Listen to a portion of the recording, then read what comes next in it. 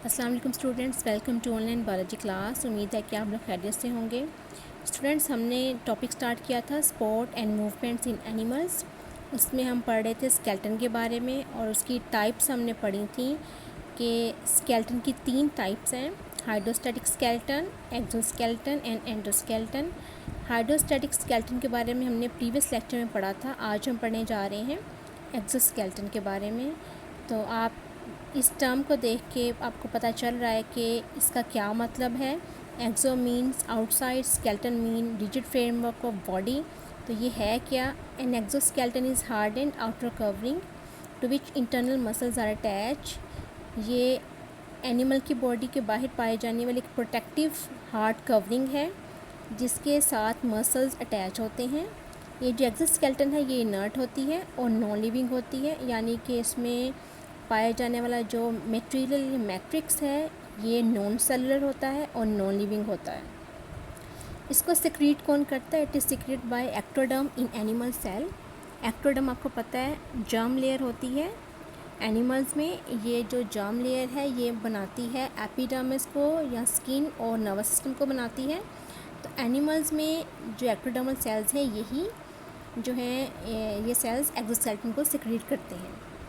Exoskeleton is composed of 2 layers, epicuticle and procuticle. अब यहाँ पर आपको इस डायग्राम में एक जनरलाइज्ड क्यूटिकल दिखाई जा रही है। देखिए यहाँ पे लिखा हुआ है generalised cuticle, it is non living. और इसके नीचे आपको सेलुलर एपिडर्मिस दिखाई जा रही है, दैट इज़ लिविंग। आपको ये लेयर नज़र आ रही है, ये सारी लेयर जो लाइट पर्पल में है दिस इज़ क्यूटिकल, इसको हम एक्सोस्केलेटन भी कह रहे हैं। और नीचे वाली जो लेयर है जिसमें आपको सेल्स नज़र आ रहे हैं दिस इज़ एपिडर्मिस। और एपिडर्मिस ही एक्चुअली इस एक्सोस्केलेटन को सिक्रीट कर रही है। अब हमने पढ़ा है कि एक्सोस्केलेटन के 2 लेयर्स होती हैं, एपिक्यूटिकल एंड प्रोक्यूटिकल। जो एपिक्यूटिकल है ये आउटर मोस्ट लेयर है, सबसे बाहर पाई जाने वाली लेयर जो है इसे हम कहते हैं एपिक्यूटिकल। आप देख रहे हैं ये बिल्कुल बारीक सी थिन सी एक लेयर है जो आपको ब्राउन लेयर नज़र आ रही है, ये एपिक्यूटिकल है। It is made up of vaccine lipoprotein. ये वैक्सी लिपोप्रोटीन की बनी होती है, इसी वजह से ये पानी के लिए इम्परमिएबल होती है। इसके अलावा ये माइक्रोऑर्गेनिजम्स के लिए भी बैरियर का काम करती है, यानी कि इंसेक्ट्स को जर्म्स वगैरह के या पैथोजेंस के अटैक से बचाती है। उसके बाद आप नीचे देख रहे हैं एक्सोस्केलेटन का बाकी पार्ट जो है वो बहुत ज़्यादा थिक पार्ट आपको नीचे नज़र आ रहा है, इसे हम कहते हैं procuticle. The bulk of exoskeleton is below the epicuticle and this is called procuticle. Procuticle की 2 लेयर्स हैं, आउटर लेयर को हम कहते हैं exocuticle and the inner layer is called endocuticle. उसके बाद नीचे है एपिडर्मिस और एपिडर्मिस ही इस सारी लेयर को सिक्रीट कर रही है। प्रोक्यूटिकल किसकी बनी होती है? It is composed of chitin. Chitin एक पॉलीसेक्राइड है, ये टफ होता है और लेदरी होता है। इसके अलावा इस लेयर में बहुत सारी टाइप्स की प्रोटीन्स भी पाई जाती हैं। तो ये जो 2 लेयर्स हैं एपिक्यूटिकल एंड प्रोक्यूटिकल ये मिलकर एनिमल को प्रोटेक्शन प्रोवाइड करती हैं। एपिक्यूटिकल वैक्सी होने की वजह से वाटर के लिए इम्परमिएबल होती है, प्लस ये माइक्रोऑर्गेनिजम्स के अटैक से भी बचाती है। और प्रोक्यूटिकल काइटिन की वजह से टफ़ होती है। इस तरह ये एनिमल को सख्ती या हार्डनेस प्रोवाइड करती है और इसको प्रोटेक्ट करती है फ्रॉम द आउटसाइड डेंजर। अब यहाँ पर आपको आर्थ्रोपोड की एक्सोस्केलेटन दिखाई जा रही है। आप देख रहे हैं इसकी डिफरेंट लेयर्स जो हमने पीछे पढ़ी हैं। एपिक्यूटिकल वैक्सी है, इसमें लॉन्ग चेन हाइड्रोकार्बन्स होते हैं। Then there is procuticle which is made up of 2 layers, exocuticle is outer layer and endocuticle is inner layer. इसके नीचे आपको एपिडर्मल लेयर नज़र आ रही है और इसके नीचे बेसमेंट मेम्ब्रेन है।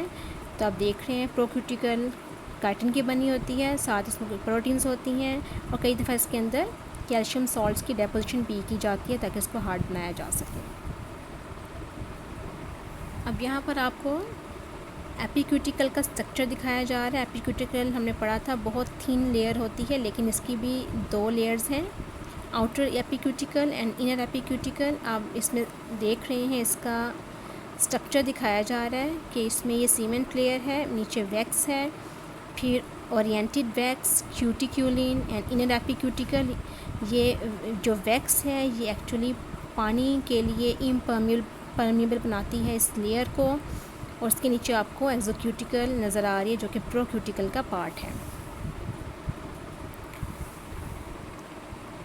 अब जो एक्सोस्केलेटन है उसको हार्ड किया जाता है by the process of sclerotization and sometimes by the deposition of calcium carbonate. Sclerotin एक कंपोनेंट है आर्थ्रोपोड की क्यूटिकल का, जो कि ज़्यादातर इंसेक्ट्स में पाया जाता है।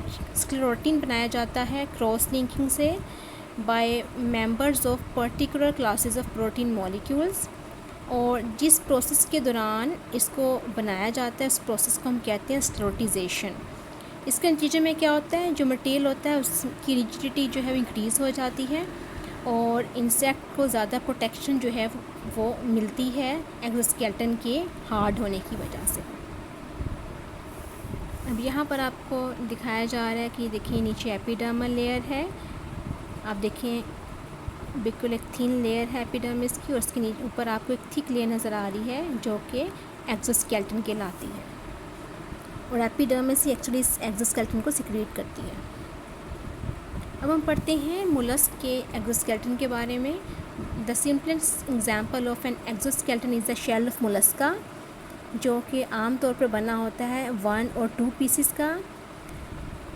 आपको पता है कि जो मोलस्क का शेल है या तो उसका एक पीस होता है, एक पार्ट से मिलके बना होता है, या वो 2 पार्ट से मिलके बना होता है। जो जिनके शेल 2 पार्ट से मिलके बने होते हैं उनको हम बाइवैल्व कहते हैं। कुछ मेरीन बाइवैल्व और जो स्नेल हैं उनके शेल कैल्शियम कार्बोनेट की क्रिस्टल से बने होते हैं, जिसकी वजह से वो हार्ड होते हैं, जबकि जो लैंड स्नेल हैं उनके शेल में कोई हार्ड मिनरल्स नहीं होते, जिसकी वजह से इनके शेल बहुत लाइटर होते हैं।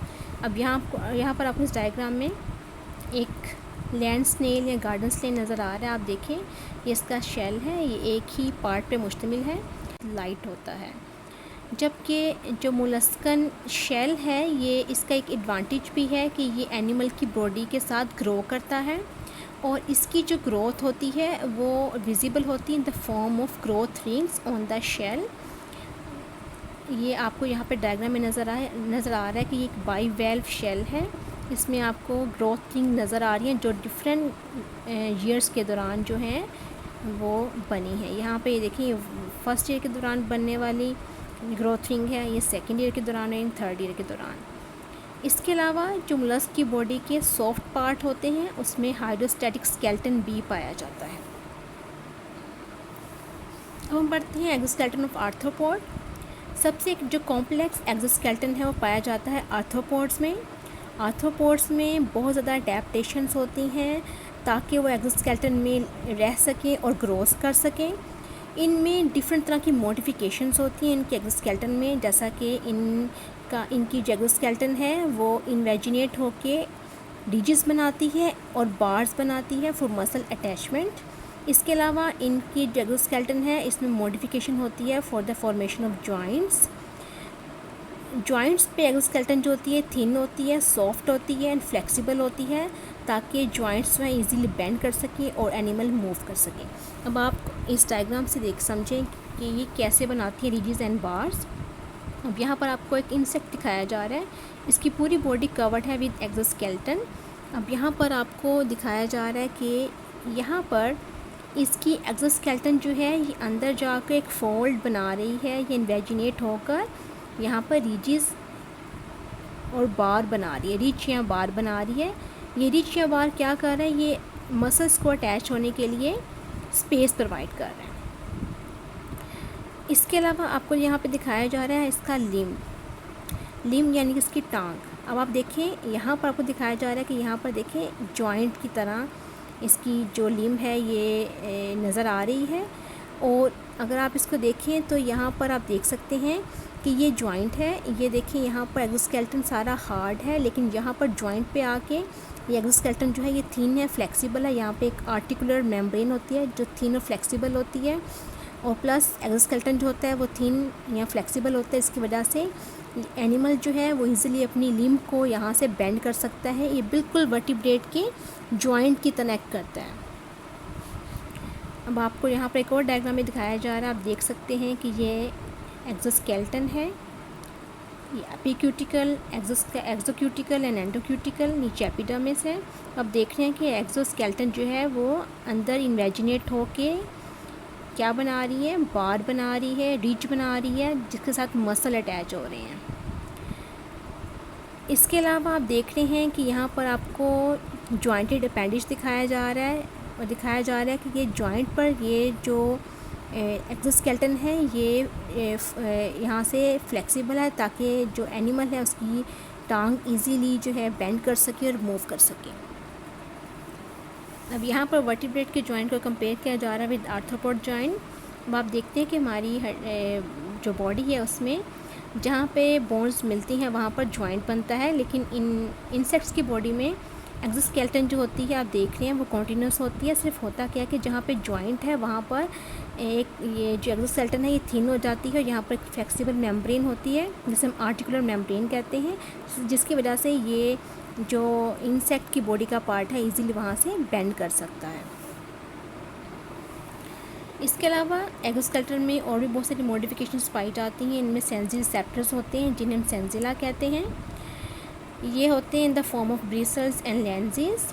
इसके अलावा इन एक्सोस्केलेटन जो है ये इंसेक्ट्स को गैस एक्सचेंज में भी हेल्प करती है। अब यहाँ पर आपको दिखाया जा रहा है कि एक्सोस्केलेटन जो है वो क्या किस तरह जो है हेल्प कर एनिमल को डिफरेंट तरह की स्टिमुलाई को रिस्पॉन्ड करने में। आप यहाँ देख रहे हैं कि एक्सोस्केलेटन है, इसके अंदर आपको ये एक सेंसरी स्ट्रक्चर जहाँ से इमर्ज होता हुआ नज़र आ रहा है। ये सेंसरी स्ट्रक्चर क्या करता है, ये डिफरेंट तरह की इन्वायरमेंटल स्टिमुलाई को रिसीव करता है। ज़्यादातर ये डिस्प्लेसमेंट्स को रिस्पॉन्ड करता है, या प्रेशर के चेंजेस को, या कोई टच वगैरह की जो मैकेनिकल चेंजेस को जो है ये जो रिसेप्टर है ये उनको जो है डिटेक्ट करता है। यहाँ पे लेंस दिखाया जा रहा है जो कि लाइट इंटेंसिटी वगैरह को जो है डिटेक्ट करता है। अब हम पढ़ते हैं कि एक्सोस्केलेटन का क्या एडवांटेजेस हैं और क्या डिसएडवांटेजेस हैं। एक्सोस्केलेटन जो है आर्थ्रोपोड को प्रोटेक्ट करती है from the enemies and rough environment. इसके अलावा इसको ड्राई होने से भी बचाती है, लेकिन इसका डिसएडवांटेज भी है। इसका डिसएडवांटेज ये है कि ये एनिमल की बॉडी के साथ ग्रो नहीं करती। हमने पीछे पढ़ा था कि ये क्योंकि नॉन लिविंग होती है इसलिए एनिमल की बॉडी के साथ ग्रो नहीं करती।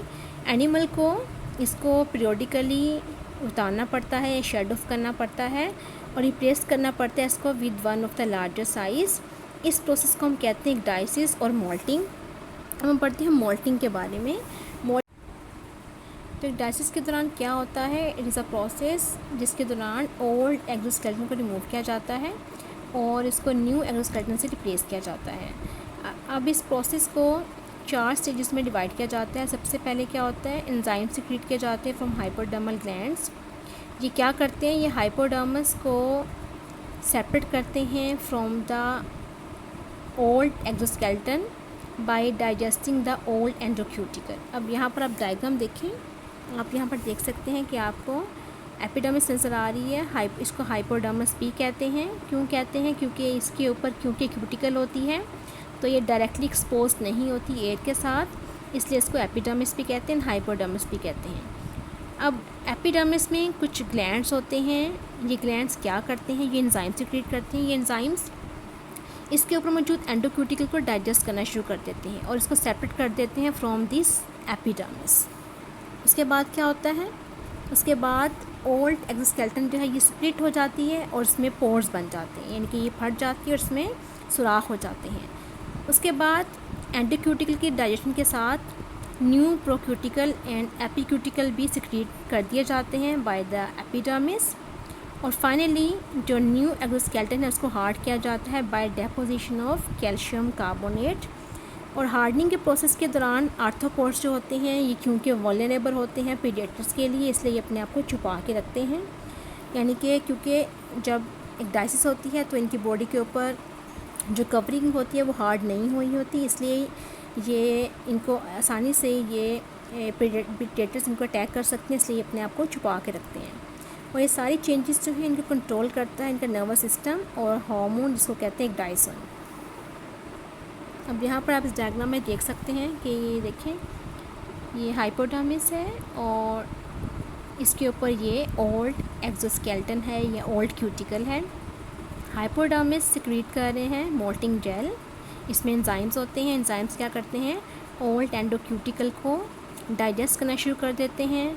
उसके साथ ये जो ओल्ड एक्सोस्केलेटन है इसमें पोर्स बन जाते हैं, स्प्लिट हो जाती है। प्लस हाइपोडर्मिस जो है वो न्यू एपिक्यूटिकल एंड प्रोक्यूटिकल सिक्रीट कर देती है। आप देख रहे हैं उसके बाद ये जो लेयर है ये थिक होती चली जाती है और जो ओल्ड एपिक्यूटिकल है और एंड प्रोक्यूटिकल है इसको शेड कर दिया जाता है और इसके साथ ही इस लेयर को थिक किया जाता है with the secretion of endocuticle और इसको हार्ड बनाया जाता है by the deposition of calcium carbonate by the process of sclerotisation. अब हम पढ़ते हैं सब major functions of skeletal system के बारे में। अब हमारा जो स्केलेटल सिस्टम है ये कौन कौन से इंपॉर्टेंट काम कर रहा है। सबसे पहले ये हमारी बॉडी को सपोर्ट प्रोवाइड कर रहे हैं एंड शेप दे रहे हैं। ये बोन्स जो हैं ये हमारी बॉडी के सॉफ्ट टिश्यू को सपोर्ट करती हैं और अटैचमेंट साइड प्रोवाइड करती हैं मसल्स के लिए। इसके अलावा हमारी बॉडी को ये शेप भी देती हैं। प्रोटेक्शन, बोन्स जो हैं हमारे बहुत सी इंपॉर्टेंट इंटरनल ऑर्गन्स को प्रोटेक्ट करती हैं such as brain, spinal cord, heart and lungs. Movement, skeletal muscles जो हैं ये अटैच होती हैं बोन्स के साथ, इस तरह ये हमारी बॉडी को मूव करने में हेल्प करते हैं। मिनरल होम्योस्टेसिस, बोन्स जो होती हैं इनमें बहुत सारे मिनरल्स स्टोर होते हैं जैसे कि calcium, phosphorus, sodium and potassium. Through negative feedback mechanism bones जो हैं ये रिलीज़ करती हैं, ये टेक अप करती हैं मिनरल्स को टू मेंटेन होम्योस्टेसिस, यानी कि जब हमारी बॉडी में इन मिनरल्स की अमाउंट ज़्यादा या कम होती है तो इनको नेगेटिव फीडबैक के ज़रिए इनकी अमाउंट को ब्लड में अकॉर्डिंगली मेंटेन किया जाता है या एडजस्ट किया जाता है। ब्लड सेल प्रोडक्शन, रेड और वाइट ब्लड सेल्स जो हैं ये भी प्रोड्यूस होते हैं in the bone marrow. Bone marrow एक कनेक्टिव टिश्यू है जो कि हमारी बोन्स के अंदर पाया जाता है। तो ये जो स्केलेटल सिस्टम है हमारी बॉडी में बहुत सारी इंपॉर्टेंट फंक्शन कर रहा है, यानी कि हमारी बॉडी में ना सिर्फ प्रोटेक्शन सपोर्ट कर रहा है, मूवमेंट कर रहा है, बल्कि ये ब्लड सेल प्रोडक्शन में भी इन्वॉल्व है।